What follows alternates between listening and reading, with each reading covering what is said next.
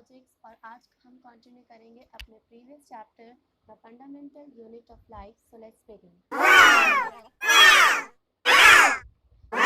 Previous lecture में हमने देखा कि कोई भी लिविंग ऑर्गेनिज्म है तो वो सारे के सारे सेल्स के बने होंगे, इधर यूनिसेलुलर और मल्टीसेलुलर, और उन सभी सेल्स के अंदर हमारे पास कुछ बेसिक कंपोनेंट्स होते हैं like nucleus, cytoplasm, Golgi bodies, lysosome, endoplasmic reticulum, mitochondria, vacuoles and etcetera. So पहले हमने देखा था प्लाज्मा मेम्ब्रेन, जिसे हम सेलेक्टिवली परमेएबल मेम्ब्रेन भी बोलते हैं।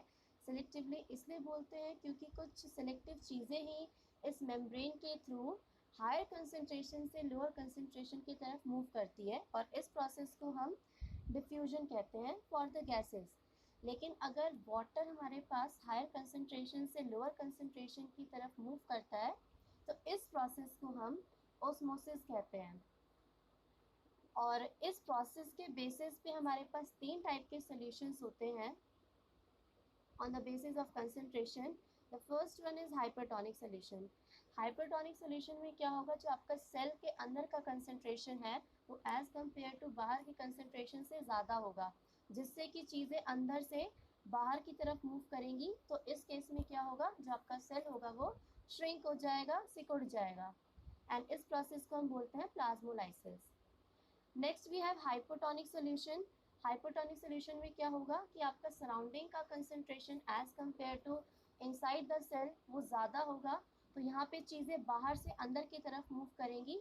तो इस केस में जो आपका सेल है वो स्वेल हो जाएगा, और इस प्रोसेस को हम साइटोलाइसिस बोलते हैं। And the third one is isotonic solution. Isotonic solution का मतलब है कि net concentration inside the cell and outside the cell remain same, जिससे कि सेल के साइज में, शेप में डिफरेंस नहीं आता। The next component we have cell wall. And cell wall एक बहुत कैरेक्टरिस्टिक फीचर है, बिकॉज किसी भी एनिमल सेल के पास सेल वॉल प्रेजेंट नहीं होती।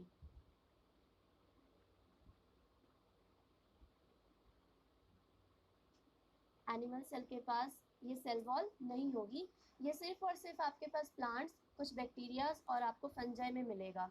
एडिशनल कवरिंग होती है जो कि मैकेनिकल स्ट्रेस, केमिकल स्ट्रेस से उसको बचाती है। लाइक इतनी ज़्यादा विंड चल जाए, टेम्परेचर हार्श क्लाइमेटिक कंडीशंस हो जाए, लेकिन फिर भी आपके प्लांट को प्रोटेक्ट करती है।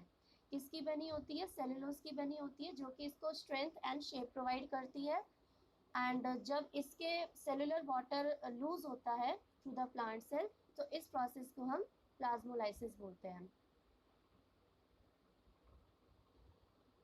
हमारे पास कुछ माइक्रो ऑर्गेनिजम्स होते हैं, yes, like fungi, bacteria and plants. इन सबके पास सेल वॉल होती है, लेकिन इन सबके सेल वॉल का जो कॉन्स्टिट्यूएंट है वो अलग होता है। लाइक अगर मैं आपको बताऊं तो फंजाई की जो सेल वॉल होती है वो बनी होती है काइटिन की। ये आप पढ़ोगे लिविंग डाइवर्सिटी चैप्टर में, जो कि एक पॉलीसेकेराइड है। बैक्टीरिया की जो सेल वॉल होती है वो बनी होती है पेप्टिडोग्लाइकन की, पेप्टिडोग्लाइकन। एंड पिछली स्लाइड में आपको मैंने बताया कि जो प्लांट्स की सेल वॉल होती है वो बनी होती है सेलुलोज की, जो कि फिर एक पॉलीसेकेराइड है। एंड किसी भी एनिमल सेल में आपको ये सेल वॉल नहीं दिखेगी, ये एक कैरेक्टरिस्टिक फीचर है। और इसी सेल वॉल के कारण जो आपका प्लांट्स है वो इतनी हार्श कंडीशंस में, लाइक बहुत ज़्यादा ठंड वाले इलाके में या बहुत ज़्यादा गर्म इलाके में, वो अपने आप को रेजिस्ट कर पाते हैं। एंड बैक्टीरिया को तो हम जानते ही हैं, तो इसी सेल वॉल के कारण बैक्टीरियाज भी काफ़ी डाइवर्सिटी के साथ हमको मिलते हैं। Next component is nucleus. And nucleus is the most important part of the cell. Like अगर मैं अपनी बॉडी की बात करूँ तो जिस तरीके से हमारा ब्रेन एक बहुत इम्पॉर्टेंट ऑर्गन है, सारे ऑर्गन्स को कमांड देना और सारी चीज़ों को बैलेंस करके रखना, ये सारा काम जिस तरीके से आपका ब्रेन करता है, इसी तरीके से एक सेल के अंदर ये सारे फंक्शन आपका न्यूक्लियस परफॉर्म करता है। न्यूक्लियस एक डबल लेयर कवरिंग है। Nucleus is a double layer covering, जिसे हम न्यूक्लियर मेम्ब्रेन बोलते हैं। इसके अंदर क्रोमोसोम्स होता है। Let me take blank slide. See, this is your cell, this is your cell, and cell के अंदर ये आपका न्यूक्लियस है। इसके बाहर वाली कवरिंग को हम बोलेंगे nuclear membrane.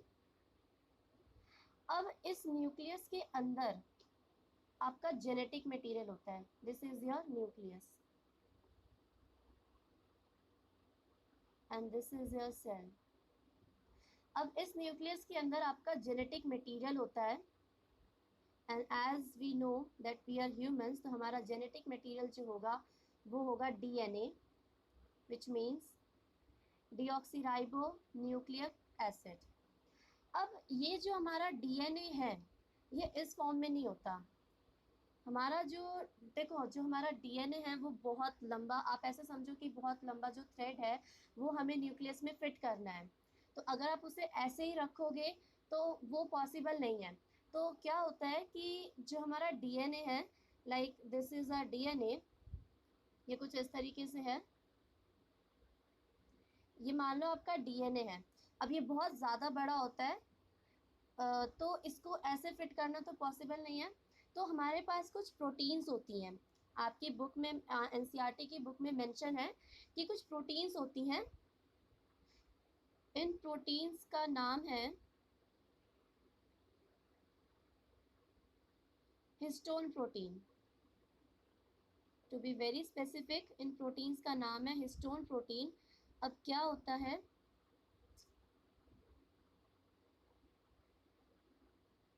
Like see this is a protein, ये हिस्टोन प्रोटीन है, बहुत सारे होते हैं ये। और इसके ऊपर जो आपका डीएनए है इस तरीके से ऐसे रैप होता है, ये इस तरीके से इस पर रैप होता है। लाइक आप ऐसे मान लो कि आपके पास रील है और आपने रील के ऊपर धागे को ऐसे रैप कर दिया, तो कुछ इसी तरीके से मेंटेन होता है ये हिस्टोन प्रोटीन के ऊपर आपका DNA. So this is your DNA and ये आपका है प्रोटीन। तो इस स्ट्रक्चर को हम बोलते हैं, जब आपका प्रोटीन के ऊपर डीएनए रैप होता है तो इस स्ट्रक्चर को बोलते हैं हम chromatin. This is known to be chromatin. तो आपका जो जेनेटिक मटेरियल है वो न्यूक्लियस के अंदर क्रोमैटिन की फॉर्म में रहता है, क्रोमैटिन की फॉर्म में स्टोर रहता है जब आपका सेल डिवाइड नहीं करता, नॉन डिवाइडिंग फेज में। एंड जब यही chromatin, this is like this, ये आपका क्रोमैटिन है इस तरीके से न्यूक्लियस के अंदर। जब यही क्रोमैटिन आपके सेल को जब डिवाइड करने, देखो जब हम बड़े होते हैं तो बड़े होने का मतलब है कि हमारे शरीर में जो हमारा सेल का नंबर है वो इंक्रीज कर रहा है। इंक्रीज करने का मतलब है जो हमारे सेल्स है वो डिवाइड कर रहे हैं। तो डिवाइड करने का मतलब है जो जेनेटिक इन्फॉर्मेशन पहले वाले सेल में थी वही इन्फॉर्मेशन हमें दूसरे वाले सेल में भी देनी है। तो इसके लिए क्या होगा कि जो जेनेटिक मटेरियल है वो दो रेप्लिकेट होके फिर दूसरे सेल में भी जाएगा।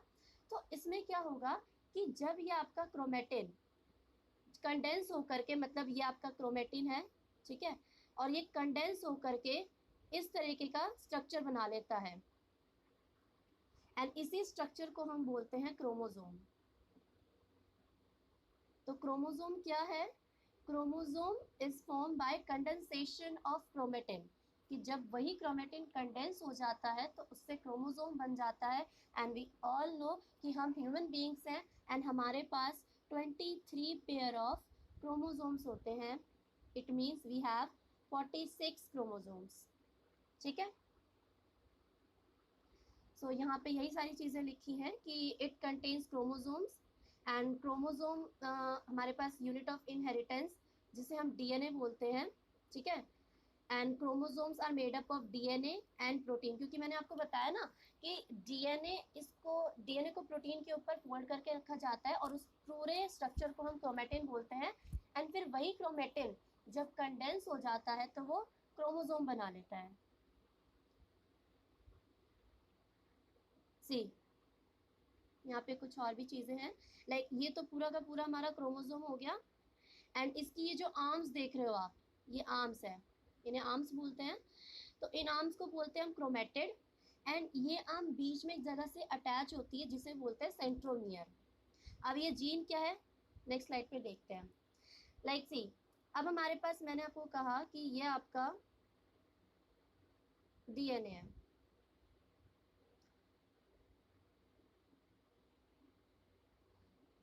अच्छा, आपने ये लाइन सुनी होगी कि gene is the basic unit of inheritance. तो व्हाट इज जीन? एक्चुअली देखो, जो हमारा डीएनए वो काफ़ी ज़्यादा बड़ा है।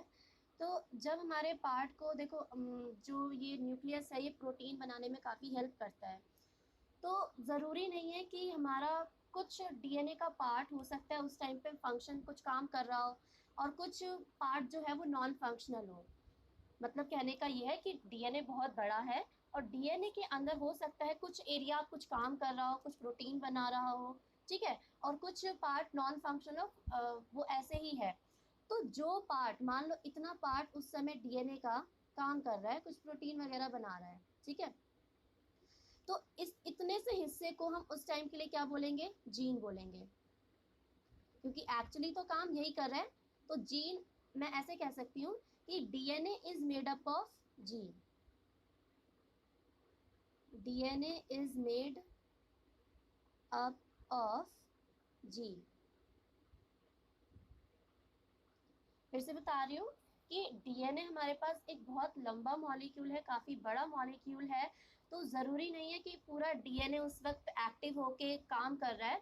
उसका कुछ पोर्शन हो सकता है कि कुछ प्रोटीन बनाने में हेल्प कर रहा है, तो वो पोर्शन, पहले डीएनए से आरएनए बनता है, उसके बाद प्रोटीन बनती है।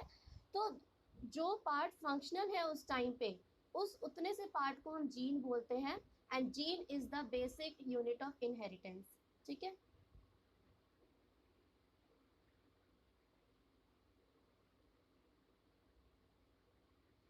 यहाँ पे भी लिखा है कि functional segment of DNA is called gene, ठीक है। और जीन को जो टर्म दिया था वो हमारे पास दिया था जॉनसन ने। Gene are the functional unit of inheritance, क्योंकि एक्चुअली वो जो पार्ट फंक्शनल है, जो काम कर रहा है, वही आगे इनहेरिट होना है, ठीक है। इसलिए हम कहते हैं कि कुछ हमारे फीचर्स हमारे मम्मी से मिल रहे हैं, कुछ हमारे फीचर्स पापा से मिल रहे हैं, क्योंकि वो पूरा का पूरा डीएनए काम नहीं कर रहा है। उसमें से कुछ पोर्शन आपके मम्मी से आया, कुछ पोर्शन आपके पापा से आया। तो इसलिए ये फंक्शनल यूनिट ऑफ इनहेरिटेंस है।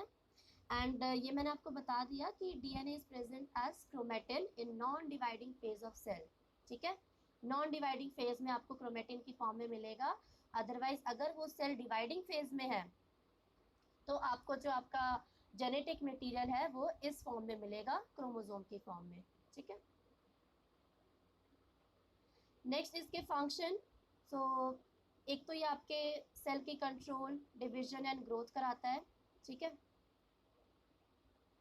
डीएनए जो कि हमारा मोस्ट ऑफ दी ऑर्गेनिज्म का जेनेटिक मटेरियल होता है, deoxyribo nucleic acid. And RNA भी हमारा जेनेटिक मटेरियल होता है, लेकिन जो वायरस होते हैं उनका जेनेटिक मटेरियल आरएनए होता है, ribose nucleic acid. Synthesis of protein कराता है, रेप्लिकेशन ऑफ जेनेटिक मटेरियल कराता है, मतलब रेप्लिकेशन का मतलब होता है कॉपी कर लेना। एंड बहुत सारी सेल के अंदर एक्टिविटीज चल रही होती है, उनको ये कंट्रोल करता है। अब इसके बेसिस पे कि हमारा न्यूक्लियस कैसा है, मतलब कितना डिफाइंड है कितना अनडिफाइंड है, इसके बेसिस पे हमारे पास दो टाइप के सेल्स होते हैं, prokaryotic cell and eukaryotic cell. Prokaryotic cell में आपका जो क्या है, जो न्यूक्लियर रीजन है वो अनडिफाइंड होता है। मतलब आप अगर माइक्रोस्कोप से सेल को देखोगे तो आपको उसके बीच में कुछ डार्क सा स्ट्रक्चर दिखेगा, मतलब प्रॉपरली आप उसे डिफाइन नहीं कर सकते, और उस डार्क से रीजन को हम न्यूक्लियोइड बोलते हैं, ठीक है। सिंगल क्रोमोसोम्स होते हैं, मतलब प्रोकैरियोटिक सेल में आपको एक ही क्रोमोसोम बोले होगा। जैसे मैंने आपको अभी बताया कि ह्यूमंस में 23 पेयर ऑफ क्रोमोसोम्स होते हैं। लाइक ये देखो, ये क्रोमोसोम है, तो इसका भी एक क्रोमोसोम पेयर में होगा, तो इसको हम बोलेंगे एक पेयर। इसी तरीके से ये हमारा एक क्रोमोसोम है, सेकेंड नंबर क्रोमोसोम, तो इसका भी आपको एक पेयर मिलेगा। तो इस तरीके से करते करते हमारे पास 23 पेयर ऑफ क्रोमोसोम्स हो जाएंगे, इट मीन्स 46 क्रोमोसोम्स। लेकिन आपको प्रोकैरियोटिक सेल के केस में आपको एक सिंगल क्रोमोसोम मिलता है, जो कि वही उसका जेनेटिक मटेरियल की तरह काम करता है। यहाँ पे मेम्ब्रेन लेस होती है, मेम्ब्रेन लेस होगा यहाँ पे, membrane less bound organelles. Membrane less bound organelles का मतलब है, देखो हमारे शरीर में बहुत सारे ऑर्गन्स हैं, lungs, kidney, stomach, intestine and many more, बहुत सारे स्ट्रक्चर्स हैं। इसी तरीके से सेल में फंक्शंस को परफॉर्म करने के लिए भी उसके पास बहुत सारे कुछ स्ट्रक्चर्स होते हैं जिन्हें हम ऑर्गेनेलीज बोलते हैं। और उन ऑर्गेनेलीज के बाहर देखो, ये हमारा मान लो एक मिनट, जैसे मान लो ये हमारा सेल है, ये न्यूक्लियस है, और इसके अंदर ये काफ़ी सारे ऐसे इस तरीके से स्ट्रक्चर है, ये इस तरीके से स्ट्रक्चर है। अब क्या होगा, ये स्ट्रक्चर्स ऐसे इनके आसपास ना क्या होता है, इनकी अपनी कवरिंग होती है जिसे हम मेम्ब्रेन बोलते हैं। लेकिन मैंने आपको बताया ना कि न्यूक्लियस के बाहर भी एक कवरिंग होगी जिसे हम न्यूक्लियर मेम्ब्रेन बोलते हैं। इसी तरीके से सारे ऑर्गेनेलीज के आसपास उनकी एक मेम्ब्रेन होती है। लेकिन प्रोकैरियोटिक सेल के केस में क्या होता है कि मेम्ब्रेन बाउंड ऑर्गेनेलीज एब्सेंट होती हैं, मेम्ब्रेन लेस होते हैं वो। और इसके एग्जांपल्स हमारे पास है जैसे bacteria and blue green algae, जो कि एल्गे नहीं है, ये भी एक बैक्टीरिया ही है। Next we have eukaryotic cell. Eukaryotic cell में हमारे पास well defined nucleus and nuclear membrane होती है। ठीक है, मतलब आप प्रॉपर माइक्रोस्कोप के अंदर उन्हें देखोगे तो आपको प्रॉपरली न्यूक्लियस दिखेगा और उसके साइड में न्यूक्लियर मेम्ब्रेन भी दिखेगी। मैनी क्रोमोसोम, बहुत सारे क्रोमोसोम्स होते हैं, हर स्पीशीज में क्रोमोसोम अलग अलग हो सकते हैं। ह्यूमन के केस में 23 पेयर ऑफ क्रोमोसोम्स होते हैं। मेम्ब्रेन बाउंड ऑर्गेनेलीज होती है, मतलब कि यूकैरियोटिक सेल में हर एक ऑर्गेनेली की अपनी अपनी मेम्ब्रेन होगी, जैसे example human, animal, plants etcetera. ठीक है, नेक्स्ट वी हैव साइटोप्लाज्म। तो साइटोप्लाज्म क्या होता है, सेल के अंदर, see this is your cell, और सेल के अंदर होता है आपका न्यूक्लियस। न्यूक्लियस को छोड़ के आपका जितना भी ये पोर्शन बच गया, ये सारा का सारा यहाँ पे एक सेमी फ्लूइड से होता है, ना ज़्यादा लिक्विड ना ज़्यादा सॉलिड सा सेमी फ्लूइड होता है, जेली लाइक सब्सटेंस होता है, जिसे हम बोलते हैं cytoplasm.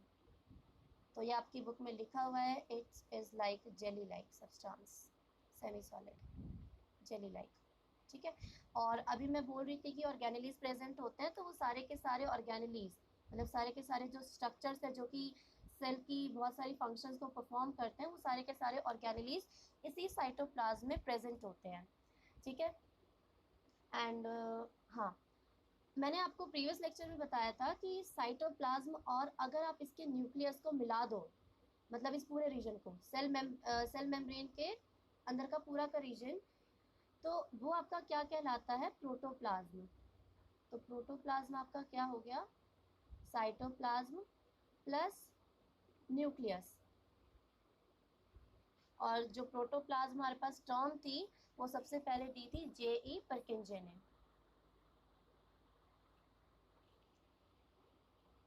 So here we have cell organelles.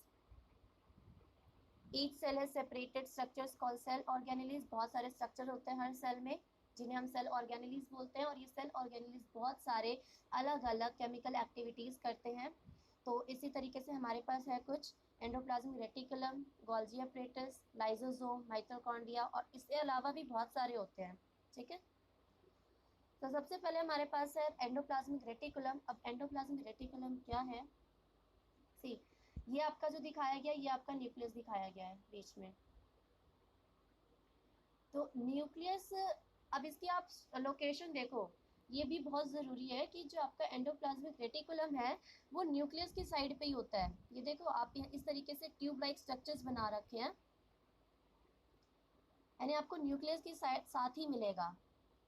ये इस तरीके से पूरा नेटवर्क बना रखा है ट्यूब का, तो इसको हम बोलते हैं एंडोप्लाज्मिक रेटिकुलम।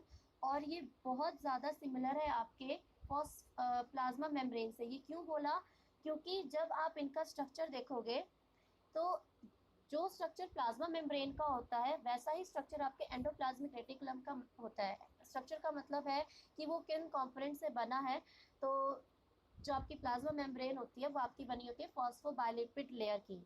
तो इसी तरीके से जो आपका एंडोप्लाज्मिक रेटिकुलम है वो भी फॉस्फोबायलिपिड लेयर की बनी होती है। इसीलिए यहाँ पे लाइन लिखी है कि it is similar to plasma membrane. ठीक है, अब हमारे पास ये एंडोप्लाज्मिक रेटिकुलम जो है ये दो टाइप के होते हैं। सबसे पहला है हमारे पास smooth endoplasmic reticulum. Smooth endoplasmic reticulum का मतलब है जब हमारे पास इस एंडोप्लाज्मिक रेटिकुलम पे ये जो आपका ऐसे ट्यूब लाइक पूरा स्ट्रक्चर बन रहा था यहाँ पे न्यूक्लियस के साथ, तो अगर इन एंडोप्लाज्मिक रेटिकुलम पे राइबोसोम्स अटैच नहीं होंगे, ribosomes are not attach to the surface of ER, अगर राइबोसोम्स अटैच नहीं होंगे तो इस एंडोप्लाज्मिक रेटिकुलम को हम स्मूथ एंडोप्लाज्मिक रेटिकुलम बोलेंगे। अब राइबोसोम्स क्या है? जस्ट लाइक बाकी ऑर्गेनेलीज, राइबोसोम्स भी हमारे पास सेल के अंदर ही एक स्ट्रक्चर होता है जो कि प्रोटीन सिंथेसिस में बहुत ज़्यादा हेल्प करता है, ठीक है। और एसईआर का काम क्या है? एसईआर आपकी मैन्युफैक्चरिंग ऑफ प्रोटीन, प्रोटीन बनाने में हेल्प करता है, लिपिड एंड कुछ फैट मॉलिक्यूल बनाने में आपकी हेल्प करता है। और मैंने आपको अभी कहा कि जो आपकी सेल मेम्ब्रेन है जिसे प्लाज्मा मेम्ब्रेन भी बोलते हैं, तो सेल मेम्ब्रेन आपकी किसकी बनी है? फॉस्फोबाइलिपिड लेयर की, फॉस्फोबाइलिपिड